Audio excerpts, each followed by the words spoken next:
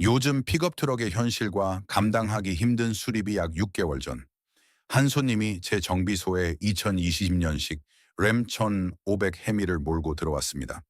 차는 정말 멋졌습니다. 리프트업도 되어 있고 검은 휠까지 장착되어 있어서 주차장에 세워두면 사람들이 한 번쯤은 돌아볼 만한 그런 트럭이었습니다.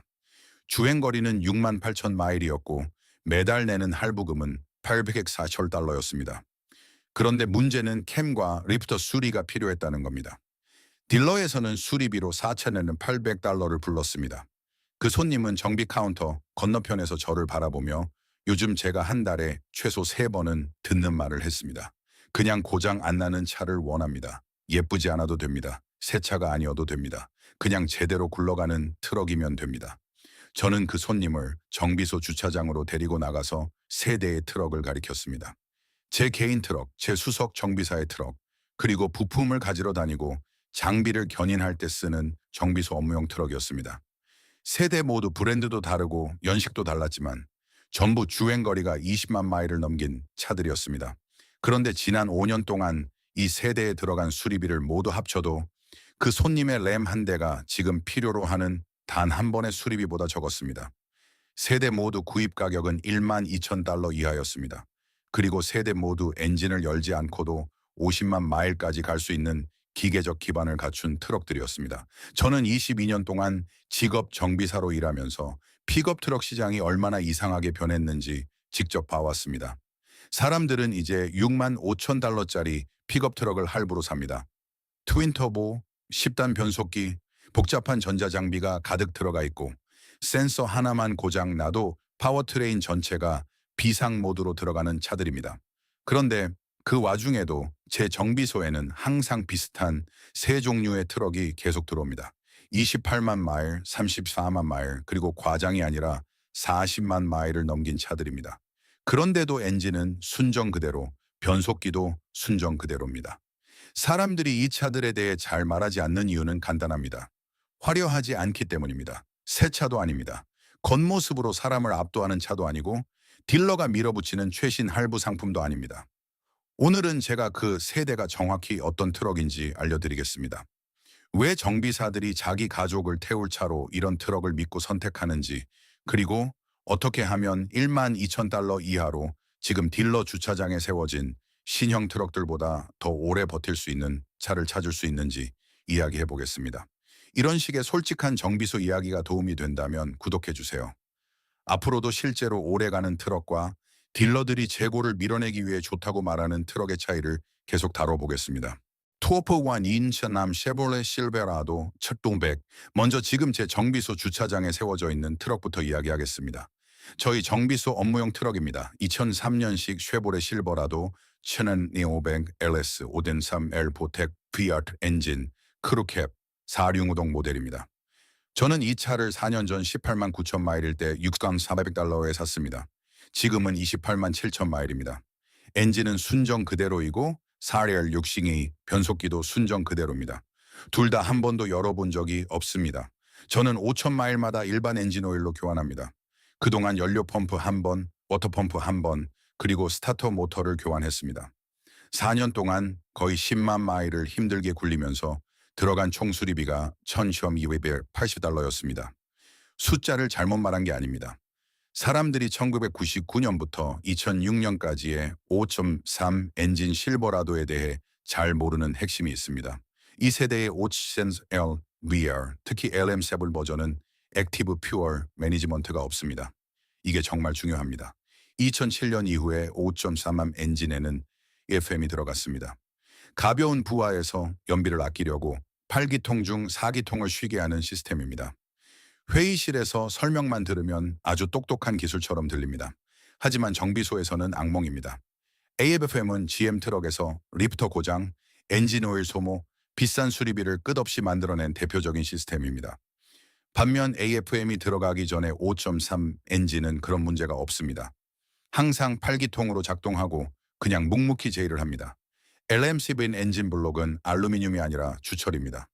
주철 블록은 열을 반복해서 받는 상황, 약간의 과열, 거친 사용을 알루미늄 블록보다 훨씬 잘 견딥니다. 알루미늄은 뒤틀리거나 균열이 생길 수 있지만 이 주철 블록은 버팁니다. 이 엔진은 엔진 수명 동안 쓰도록 설계된 타이밍 체인을 사용합니다. 10만 마일마다 $1,200짜리 교환 작업을 해야 하는 타이밍 벨트가 아닙니다. 이 엔진 뒤에 물린 4단 자동 변속기 416는 미국 자동차 역사상 가장 많이 생산되고 가장 잘 알려진 변속기 중 하나입니다. 미국의 어느 변속기 전문점에 가도 이 변속기는 수없이 재생해 봤을 겁니다. 독립정비소에서 전체 오버홀을 해도 보통 $1,800에서 $2,400 정도입니다. 최신 10단 변속기를 $4,500 이하로 재생해 보려고 해보세요. 거의 불가능합니다. 이 트럭의 4바퀴 브레이크 패드는 약 $180면 됩니다. 워터펌프 교환은 약 $350, 스타터 모터는 약 $220. 고주행 차량에서 가장 자주 보는 수리인 연료 펌프는 부품과 공임을 합쳐 보통 $500에서 $650입니다.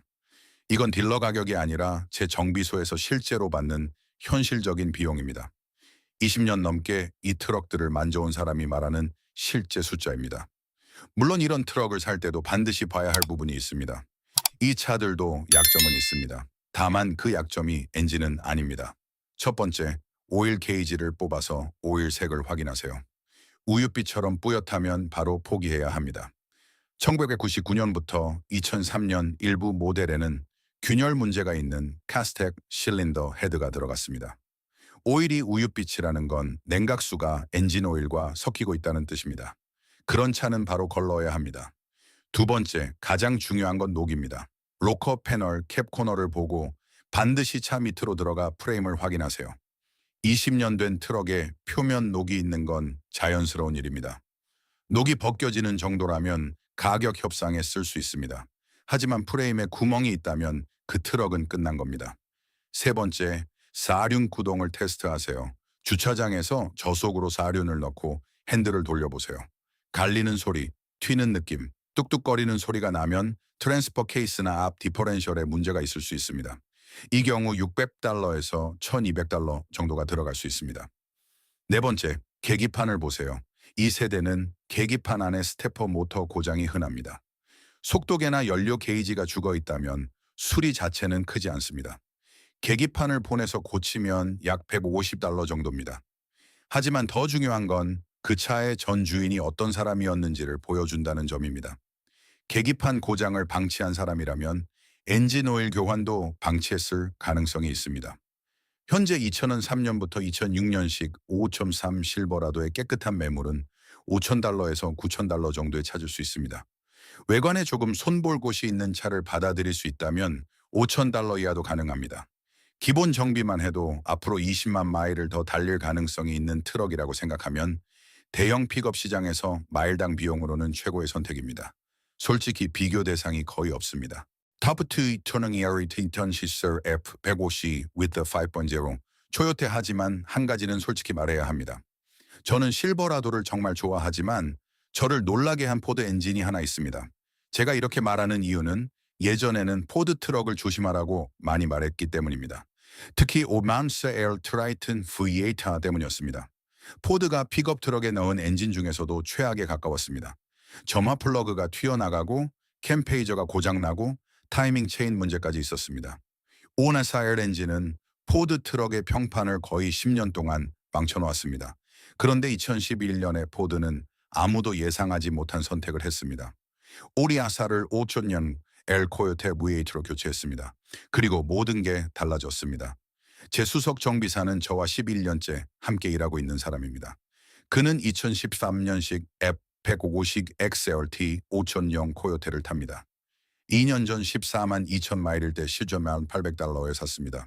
지금은 19만 4천 마일입니다. 그동안 무엇을 했을까요? 엔진 오일 교환, 브레이크 패드 한 세트, 그리고 서펜타임 벨트 하나. 그게 전부입니다. 그는 18년 경력의 마스터 테크니션입니다. 도메가로 마음만 먹으면 거의 어떤 차량이든 구할 수 있는 사람입니다. 그런데 그 사람이 이 트럭을 골랐습니다. 이것만으로도 많은 걸 말해줍니다. 최근에는 한 배관 회사의 차량 관리자도 제 정비소에 왔습니다. 그는 오베인션형 코요테 엔진이 들어간 F150을 14대 운영하고 있었습니다. 전부 2012년식과 2013년식이었습니다. 그중 가장 적게 달린 차가 21만 2천 마일이었고 가장 많이 달린 차는 32만 6천 마일이었습니다.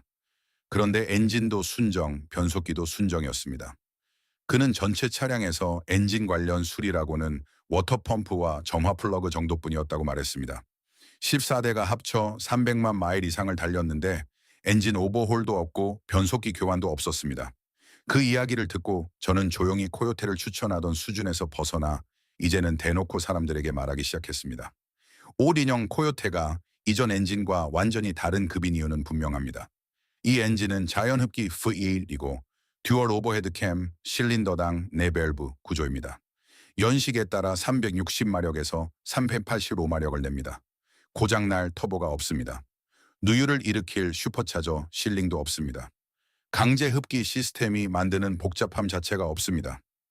크랭크 샤프트는 주조가 아니라 단조강입니다. 고회전에서 장시간 버텨야 하는 레이싱 엔진에서 쓰는 방식과 같은 계열입니다. 커넥팅 로드는 분말 금속 방식으로 만들어져 일반 주조 로드보다 강합니다. 포드는 여기에 트윈 독립 가변 캠 타이밍을 사용해 전 회전 영역에서 출력을 최적화했습니다. 하지만 터보차저가 만드는 고장 포인트는 추가하지 않았습니다. 그리고 결정적으로 2011년부터 2014년 모델은 검증된 6단 자동 변속기와 짝을 이룹니다. 이후에 나온 10단 변속기처럼 떨림, 거친 변속, 충격 문제로 불만이 쏟아진 장치가 아닙니다. 제가 코요테 F150에서 해본 가장 비싼 수리는 19만 8천 마일에서 타이밍 체인과 가이드 교환이었습니다. 부품과 공임을 합쳐 1,400달러가 들었습니다. 이 트럭에서 가장 큰 수리 항목이 바로 이 정도입니다. 그리고 좋은 합성유를 쓰고 제때 교환했다면 20만 마일 전에 흔하게 생기는 문제도 아닙니다. 예전 5.4 트라이튼의 캠페이저 수리가 2,800달러에서 3,500달러까지 가는 것과 비교해 보세요. 코요테는 단순히 더 나은 엔진이 아닙니다. 포드 트럭을 소유하는 경험 자체를 바꿔버린 엔진입니다. 물론 구매할 때 확인할 부분은 있습니다. 2011년식과 2012년 초반 일부 모델은 초기 피스톤 링 공차 문제로 약간의 오일 소모가 있었습니다. 포드는 이후 생산에서 이를 개선했습니다. 무조건 피해야 할 문제는 아니지만 오일 레벨을 확인하고 이전 차주에게 교환 주기 사이에 오일을 보충했는지 물어보세요. 냉간 시동 때 나는 틱틱거리는 소리도 들어보세요. 코요테는 유압식 래시 어저스터를 사용하기 때문에 차가운 상태에서 몇 초 정도 틱틱거리는 건 정상일 수 있습니다. 하지만 시동 후 30초가 지나도 소리가 계속된다면 타이밍 체인 가이드가 마모되고 있을 수 있습니다. 워터펌프도 확인해야 합니다. 일부 모델은 플라스틱 임펠러가 들어간 워터펌프를 사용했고 10만 마일에서 15만 마일 사이에 고장 나는 경우가 있습니다. 교환 비용은 약 450달러 정도입니다. 이미 교환되어 있다면 오히려 관리가 잘 된 차라는 긍정적인 신호일 수 있습니다. 그리고 2011년부터 2014년까지는 알루미늄 차체 이전 모델입니다. 그래서 하부녹을 반드시 확인해야 합니다. 특히 북부 지역에서 오래 굴러간 트럭이라면 더 꼼꼼히 봐야 합니다. 2012년부터 2014년식 F150 XLT 5.0 모델 중 12만 마일에서 16만 마일 정도 된 차는 보통 8,000달러에서 1만 2,000달러 사이입니다. 그리고 이 엔진에서 15만 마일은 고주행이 아닙니다. 중년 정도입니다. 앞으로도 15만에서 20만 마일 정도의 안정적인 운행 여지가 남아있을 수 있습니다. 궁천에서 1만 1,000달러에 한 대를 사서 35만 마일까지 탄다고 생각해 보세요. 그 기간 전체의 수리와 유지비로 3,500달러 정도만 들어갈 수도 있습니다. 이 가격대에서 이런 계산이 나오는 다른 트럭을 보여달라고 하면 쉽게 찾기 어려울 겁니다. 타프시 토요타 탄드라 with the 5.7 Freers 지금까지 실버라도와 F150에 대해 말한 내용은 모두 사실입니다. 두 트럭 모두 훌륭합니다. 기본 관리만 잘하면 30만 마일 이상도 갈 수 있습니다. 하지만 제가 지금부터 이야기할 트럭, 제 집 진입로에 세워져 있는 그 차와 비교하면 이야기가 달라집니다. 분명히 말하겠습니다. 저는 브랜드 충성심 때문에 이런 말을 하는 게 아닙니다. 누가 돈을 줘서 말하는 것도 아닙니다. 22년 동안 픽업 트럭을 전문적으로 정비하면서 저는 이 엔진이 보여준 수준을 다른 제조사의 어떤 엔진에서도 본 적이 없습니다. 단 한 번도 없습니다. 제 개인 트럭은 2010년식 토요타 툰드라 크루맥스 5.7 LVL 엔진 모델입니다. 저는 3년 전 16만 1천 마일일 때 렐츠2년 $200에 샀습니다. 지금은 23만 8천 마일입니다. 제가 한 수리는 브레이크, 점화 플러그, 그리고 체크 엔진 경고 등을 띄운 2차 공기분사 펌프 정도입니다. 그 펌프 문제는 실제 주행 성능에는 아무 영향도 없었습니다. 이 엔진은 오일을 먹지 않습니다. 새지도 않습니다. 매일 아침 똑같이 시동이 걸립니다. 바로 걸리고 조용하고 아무 일도 없는 것처럼 움직입니다. 23만 8천 마일을 달렸지만 제가 처음 샀던 날과 똑같이 주행합니다. 하지만 제 트럭 자체가 핵심 이야기는 아닙니다. 진짜 이야기는 이 엔진이 어떤 규모로 내구성을 증명했는가입니다. 역사상 어떤 하프톤 픽업도 이 정도 기록은 보여주지 못했습니다. 2000년 16년 빅터 셰퍼드라는 사람이 2007년식 툰드라로 100만 마일을 넘겼습니다. 엔진도 순정, 변속기도 순정이었습니다. 토요타는 그 기록에 깊은 인상을 받아 그 트럭을 다시 사들이고 그에게 새 트럭을 제공했습니다. 그리고 그 엔진을 분해해 왜 그렇게 오래 버텼는지 연구했습니다. 그 트럭은 100만 마일 동안 120번 정비를 받았지만 엔진 내부 부품들은 여전히 규격 안에 있었습니다. 그 후 셰퍼드는 2014년식 툰드라를 다시 샀습니다. 역시 5.4L 엔진이었습니다. 그리고 2025년 4월까지 그 두 번째 툰드라도 100만 마일을 넘겼습니다. 두 대의 트럭, 두 번의 100만 마일 기록. 같은 차주, 같은 엔진 계열입니다. 또 다른 차주인 에런 모르반트도 2019년에 자신의 2007년식 툰드라로 100만 마일을 달성했습니다. 이건 인터넷 소문이 아닙니다. 토요타가 확인한 문서화된 사례들입니다. 지구상의 어떤 하프톤 픽업도 이런 기록을 가지고 있지 않습니다. 단 하나도 없습니다. 그렇다면 SUR FE 5출 LPGOI 왜 이렇게 말이 안 될 정도로 오래 가는 걸까요? 이 엔진 블록은 알루미늄 합금이지만 실린더 보어 안에는 주철 라이너가 들어갑니다. 토요타는 생산 과정에서 모든 블록을 엑스레이로 검사해 주조 결함이나 변형이 없는지 확인합니다. 이런 품질 관리는 일반적인 픽업 트럭 생산 라인보다 항공 우주 산업에서나 기대할 법한 수준입니다. 크랭크샤프트는 단조강입니다. 타이밍 시스템은 엔진 수명 전체를 버티도록 설계된 튼튼한 체인을 사용합니다. 터보차저가 없습니다. 흡기 밸브에 카본을 쌓이게 만드는 직분사 시스템도 없습니다. 리프터를 갉아먹는 실린더 비활성화 시스템도 없습니다. 이 엔진은 381마력과 4신호 1파운드 피트의 토크를 냅니다. 배기량, 공기 흐름, 그리고 거의 과하다고 느껴질 정도로 보수적인 설계로 만든 힘입니다. 바로 그래서 이 엔진은 다른 것들보다 오래 갑니다. 토요타는 이 엔진에서 마지막 연비 한 방울이나 마지막 마력 하나까지 쥐어짜려고 하지 않았습니다. 오래 버티게 만들었습니다. 그리고 실제로 오래 버팁니다. 이 엔진과 짝을 이루는 6단 자동 변속기는 토요타의 렉서스 고급 차량에 쓰이던 변속기 계열의 구조를 공유하면서 트럭 용도에 맞게 조정된 것입니다. 저는 개인적으로 30만 마일을 넘긴 툰드라 5대를 작업해봤습니다.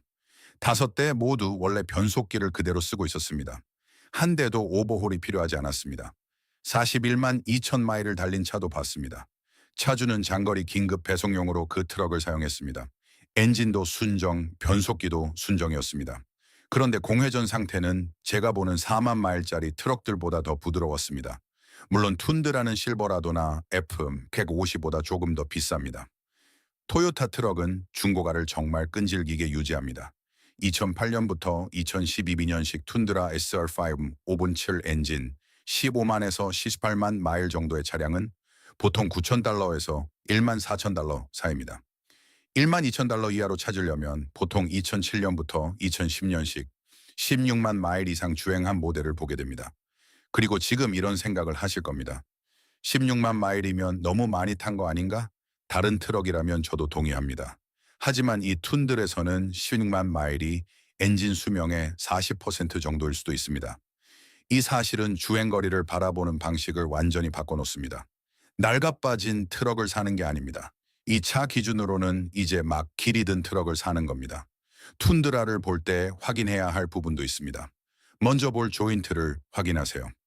앞 서스펜션에서 가장 대표적으로 마모되는 부품입니다. 앞바퀴 아래쪽을 잡고 안팎으로 흔들어 보세요. 유격이 있다면 교환이 필요하고 비용은 약 400달러 정도입니다. 가격 협상에 반영하면 됩니다. 냉간 시동 때 배기 매니폴드 쪽에서 틱틱거리는 소리가 나는지도 들어보세요. 일부 초기 모델은 반복적인 열 변화 때문에 배기 매니폴드 볼트가 부러지는 경우가 있었습니다. 소리는 엔진이 따뜻해지면 줄어드는 경우가 많습니다. 위험한 문제는 아니지만 부러진 볼트 수에 따라 300달러에서 500달러 정도가 들어갈 수 있습니다. 워터펌프 주변도 보세요. 특히 2007년부터 2009년식은 빨간색이나 주황색으로 마른 냉각수 자국이 있는지 확인해야 합니다. 토요타는 초기 누수 문제를 해결하기 위해 워터펌프 설계를 업데이트했고 교환 비용은 보통 600달러에서 700달러 정도입니다. 제 전문적인 조언은 이렇습니다. 주말에는 보트를 견인하고 평일에는 출퇴근용으로 쓰던 가족 소유 차량을 찾으세요. 그런 트럭들은 고속도로 주행이 많고 정비 이력이 일정하며 비교적 부드럽게 운행된 경우가 많습니다. 그런 상태의 2010년부터 2013년식 툰드라 주행거리 15만 마일 정도라면 지금 중고 픽업 시장에서 할 수 있는 최고의 선택 중 하나입니다. 단점은 연비입니다. 이건 좋게 포장하지 않겠습니다. 툰드라는 도심에서 갤런당 약 13마일, 고속도로에서 약 17마일 정도입니다. 죽지 않는 엔진을 얻는 대신 치르는 대가입니다. 연비가 최우선이라면 이 트럭은 당신에게 맞지 않습니다. 하지만 한 대를 사서 앞으로 15년에서 20년 동안 매일 아침 시동이 걸릴지 걱정하지 않고 타는 것이 목표라면 이체 가까운 선택지는 거의 없습니다. 결론과 마지막 이야기 이렇게 세 대입니다. 쉐보레, 포드, 그리고 토요타.